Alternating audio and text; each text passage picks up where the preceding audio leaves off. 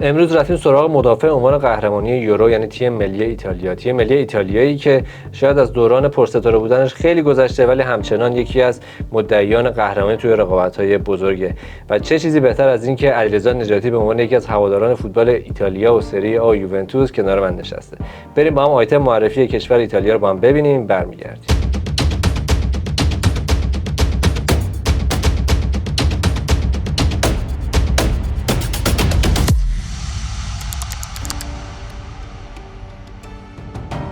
سرزمینی باستانی با تمدنی کهن که توی زمینه‌های علم، فرهنگ، هنر و البته غذاهای خوشمزه از پیشروهای دنیاست. ایتالیا سرزمینیه که افراد بزرگی رو در طول تاریخ به جهان معرفی کرده.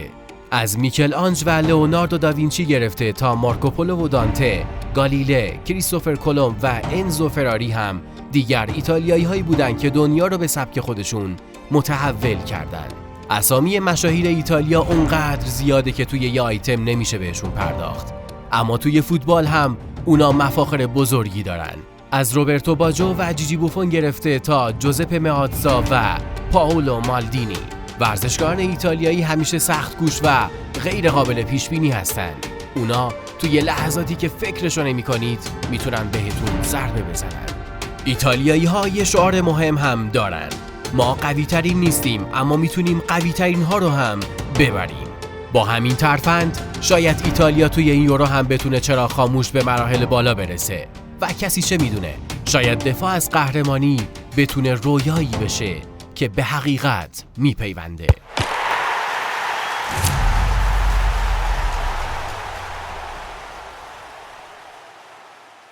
قبل از اینکه بریم سراغ بررسی لاجوردی پوشا، همین اول کار یادتون نره که ما رو تو یوتیوب سابسکرایب کنید، اون زنگوله رو هم بزنید تا از آخرین ویدیوهای ما باخبر بشید. همین اول میخوام از ستاره‌های ایتالیا صحبت کنیم و ببینیم که توی این تیم 20 ستاره ایتالیا ستاره تیم ملی کیه. فدریکو کیزا توی دوره گذشته خیلی نقش موثری داشت و ستاره خط حمله بود. هنوزم میتونه به نظرم تعیین کننده باشه، اما خب فصلش توی یوونتوس اونطور که باید خیلی عالی نبود و یکم از کانون توجهات دور شده. از طرفی جانلویجی دوناروما توی دوره گذشته با اون مهارها و پنالتی‌هایی که گرفت بهترین بازیکن کل تورنمنت یورو 2020 شد، اما توی پاریس سن ژرمن یکم عملکردش پرفراز و نشیب بوده. به خاطر همین من نیکولو بارلا رو انتخاب میکنم، هافبک کاملی که توی اینتر درخشید، قشنگ این خط هافبک رو رهبری میکنه. توی ایتالیا هم همیشه تونسته که خوب بازی بکنه و الان توی اوج تجربهش هست. بازیکنی که توی هم حمله هم توی دفاع خیلی موثر میتونه بازی کنه و به نظرم بزرگترین ستاره ایتالیا میتونه توی این تورنمنت باشه. حالا من یه سوال ازت دارم، حالا بین این تیم‌های بزرگی که ما داریم بررسیشون می‌کنیم تو یورو، فکر می‌کنی که ایتالیا ضعیف‌ترین تیم میتونه باشه علاوه ستاره و حالا عمل کرد؟ احتمالاً به نظرم هست. هم از بلژیک هم فکر می‌کنی بالاخره بلژیک ستاره‌ها داره؟ شاید حالا تو به قسمت پیش‌بینی به این قضیه هم میرسیم، ولی به نظرم ایتالیا واقعاً کم ستاره است. توی این تورنمنت نمیشه جزو مدعیای درجه یک حسابش کنیم. خب حالا پدیده ایتالیا کیه تو این تورنمنت؟ تو یورو 2020 لئوناردو اسپیناتزولا رو ما دیدیم که توی دفاع چپ چه بازیایی میکرد تا که آشیلش پاره شد، تا اون موقع خیلی خوب بازی میکرد. توی این دوره من فکر میکنم که آندرا کامبیازو فولبک دو طرفه یوونتوس بتونه سورپرایز ترکیب لوچانو اسپالتی باشه. کامبیازو بازیکنیه که میتونه تو هر دو سمت جناحین بازی کنه، میتونه به خط هافبک کمک کنه، یه در واقع فالس فولبک هست که میاد وسط و به خط هافبک تیمش کمک میکنه، خستگی ناپذیر بازی میکنه و توی حمله هم به تیمش خیلی کمک میکنه. من فکر میکنم که توی سمت راست بتونه به ایتالیا کمک کنه. گفتم راست چون احتمالاً چپ فدریکو دیمارکو اینتر رو استفاده میکنه اسپالتی، و کامبیازو به نظرم میتونه که کمک‌های مهمی به تیم ملی ایتالیا کنه. قهرمان غیر منتظر، حالا کسی که انتظار نمیره ولی ممکنه ناجی ایتالیا باشه تو این تورنمنت چی؟ ایتالیا هم مثل آلمان که بحثشو کرده بودیم مشکل دارن توی خط حمله. بعد از لوکاتونی و کریستیان ویری اینا سال هاست که یک مهاجم نوک شیشتونگ و تمام عیار نداشتن. مثلا ما چیرو ایموبیله هم داشتیم که چند فصل پیش توی رده باشگاهی میدرخشید، کفش طلا میگرفت و کلی گل میزد. توی تیم ملی اونطور که باید به درد نمیخورد. یعنی مشکل مهاجم نوک توی ایتالیا واقعا خیلی دردسرساز و صدای کارشناساشون هم در آورده. از آلمان مشکل خیلی بزرگتره به نظرم بزرگتره. اما جانلوکا اسکاماکا مهاجم بلند قامت آتالانتا توی این فصل خیلی خوب بود. اون دوره ناامید کنندش توی وست هم تونست جبران کنه. توی این چند ماه اخیر توی آتالانتا خیلی خوب بازی کرده. یه مهاجمی که فیزیکی و درگیرانه بازی میکنه، توی توپ‌های هوایی خیلی خوبه و کنترل توپ خوبی هم داره و فینیشینگش هم خیلی بهتر شده. توی بازی لیورپول توی لیگ اروپا هم دیدیم که چه گلای مهمی زد. به نظرم با توجه به اینکه الان چند سال روی مهاجم نوک ایتالیا اون فشاری که باید نیست و انتظار خاصی ازشون نمیره، به نظرم اسکاماکا میتونه که گلای مهمی بزنه. به خاطر همین نبود فشار یه رقیب مهمی هم داره، ماتئو رتگی که آرژانتینی الاصل هست و این انگیزه رقابت باعث میشه که اسکاماکا بتونه در واقع ستاره اصلی خط حمله تیم ملی بشه. علی جان مرسی. خب ممنون که با ما همراه هستین تا به اینجای کار. شما به ما بگین که نظرتون راجع به ستاره‌های ایتالیا و بازیکنایی که ممکنه که توی این تورنمنت برای لاجوردی پوشان بدرخشن کی هستش. بریم یه آیتم از نحوه صعود ایتالیا به این رقابت‌ها ببینیم، برمیگردیم میریم سراغ نیمکت ایتالیا.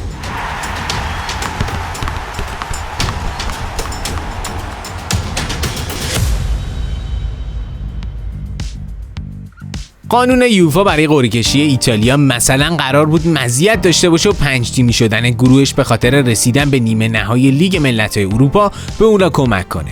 اما بدشانسی باعث شد انگلیس، اوکراین و البته مقدونیه شمالی که براشون خاطره نحس جام جهانی 2022 رو تداعی میکنه توی گروهشون قرار بگیرن. با دبل شدن جلوی انگلیس و مساوی جلوی مقدونیه شمالی، صعود مدافع عنوان قهرمانی به یورو به اما و اگر افتاد. مساوی هفته آخر جلوی اوکراینی که از حق میزبانی برخوردار نبود باعث شد ایتالیا فقط به خاطر تفاضل گل بهترش به عنوان تیم دوم به یورو برسه. 4 برد، 2 مساوی و 2 باخت و گرفتن 14 امتیاز باعث شد ایتالیا توی سید 4 قرعه‌کشی قرار بگیره و همین مسئله باعث شد اونا توی گروه مرگ یورو با اسپانیا، کرواسی و آلبانی توی گروه باشن. ممنون که همچنان با ما همراه هستین. یادتون نره که تو یوتیوب ما رو سابسکرایب کنید و زنگوله رو هم بزنید تا از آخرین ویدیوهای ما با خبر شید.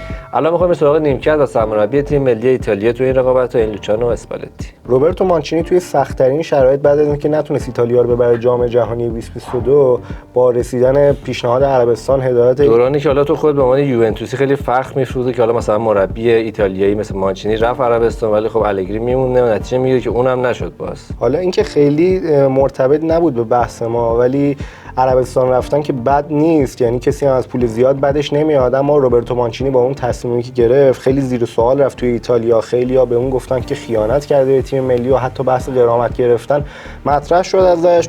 بگذاریم از این قضیه. لوچانو اسپالتی به هر صورتی که بود شد سرمربی تیم ملی ایتالیا، ولی قرار نبود چنین شغلی رو انتخاب کنه. بعد از قهرمان کردن ناپولی توی سری آ قرار شد که یک فصل استراحت کنه توی مزرعه‌اش توی ایالت توسکانی و خب حالا واسه اسپالتی و ایتالیا دو طرفه به نظر بد نشد دیگه، به عنوان سرمربی قهرمان سری آ اومد نیمکت رو گرفت است. ولی خب روی حرفش ریسک کرد دیگه، به خاطر اون حس وطن پرستیش اومد هدایت تیم ملی رو قبول کرد و روی حرفش قولی قمار کرد. به نظرم حالا اسپالتی به هر صورتی که بود تونست تیمو برسونه یورو. کلی هم مشکلات داشت و یه سری نتیجه هایی هم گرفتن که خیلی باب میل نبود، مثل مساوی جلوی مقدونیه. حالا به هر صورتی که بود رفتن یورو، ولی به نظرم الان اسپالتی در کنار یولیان ناگلزمان از نظر سطح فنی و دانش بهترین مربی این جامه.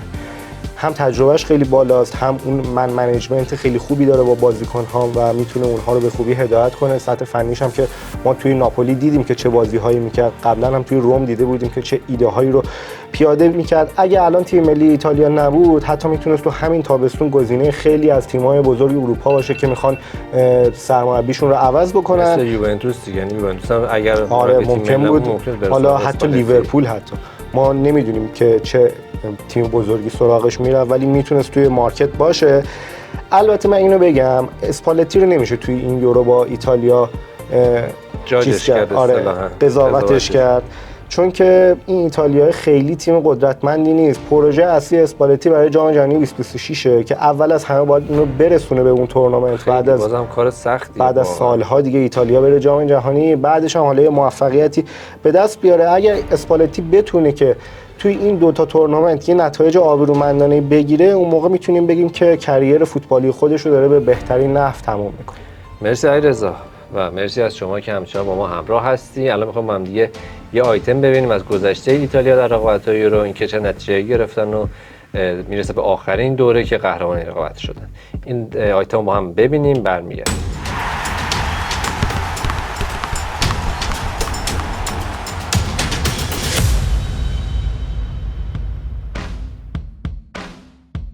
ایتالیا بعد از آلمان پر افتخارترین تیم قاره اروپا از لحاظ کسب جام‌های بزرگ یعنی یورو و جام جهانیه.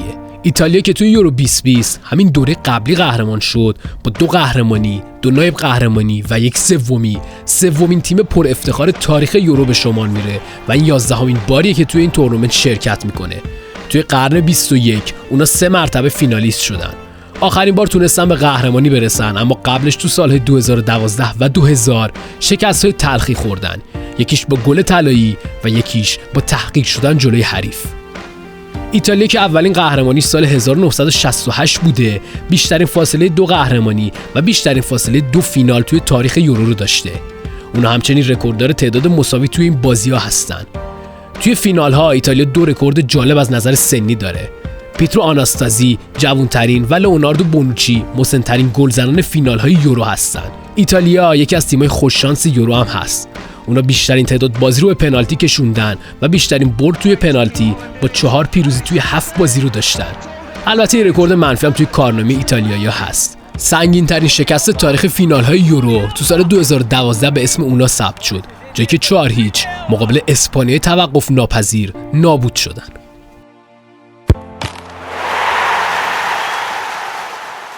مرسی که با ما همراه هستین. یادتون نره کانال طرفداری پلاس رو در یوتیوب سابسکرایب کنید و زنگوله رو هم بزنید تا از آخرین ویدیوهای ما باخبر شید. الان می‌خوایم بریم سراغ متخصص فوتبال ایتالیا در طرفداری و ببینیم پیش‌بینیش از ایتالیا توی این رقابت‌ها چیه. به خاطر اون نتایج توی مرحله مقدماتی که ایتالیا صعودش به روز آخر کشیده شد و با تفاضل گل به یورو صعود کرد به صورت مستقیم، توی سید 4 قرعه کشی قرار گرفت و همین باعث شد که توی گروه مرگ بیفته. با آلبانی، اسپانیا و کرواسی همگروه شده. به نظرم ایتالیا اگر از گروهش هم صعود بکنه حتی به عنوان تیم سوم، من راضیم. یعنی کار مهم و خوبی انجام داده. صعود از این گروه هم کار راحتی نیست. اسپانیا و کرواسی که خودشون قدرت‌های فوتبال اروپا هستن، آلبانی هم تیمیه که میتونه ایتالیا رو اذیت کنه. ایتالیا توی این چند سال نشون داده که جلوی تیم‌های کوچیک‌تر که دفاعی بازی میکنن و میخوان روی ضد حمله ها گل بزنن یکم ضعف داره. من حس میکنم که آلبانی هم میتونه دردسر ایجاد کنه. من حسم اینه که ایتالیا میتونه حالا به هر زحمتی که شده از این گروه بره بالا، ولی واقعا مدعی من نمیبینم توی این جام که مثل یورو قبلی بخواد مقتدرانه صعود کنه و آخرش هم حالا با شانس و خوش اقبالی و قهرمانی هم در واقع شانس بود. آره 2 تا پنالتی بردن، ولی خب جلوی بلژیک، جلوی اتریش توی گروهی خیلی خوب بودن. اگر دوم بشه که ایدئال ترین حالت ممکن میتونه باشه، چون عوض شدن از نظرم خیلی سخت. به تیم دوم گروه A میخوره که حالا توی این گروه آلمان هستن یا مجارستان یا سوئیس یا اسکاتلند که گذر از سطح این تیم‌ها به نظرم راحت نیست. من حس میکنم که در بهترین حالت ممکن ایتالیا میتونه به 1/4 جمع 8 تیم برسه. اگه بتونن این کارو بکنن بازم کار بزرگی کرد و سقف عملکردشون حضور توی 8 تیم میتونه باشه. مرسی علیرضا، مرسی که از شما با ما همراه هستین. شما به ما بگین که فکر میکنین که ایتالیا چه سرنوشتی در انتظارش در رقابت‌های یورو 24 و در واقع تو این بازی‌ها به کجا میرسه و تا کجا میتونه پیش بره. ممنون که تا پایان یک قسمت دیگه از سری برنامه‌های یورو 24 طرفداری همراه ما بودین. تا دیدار دیگه، بدرود.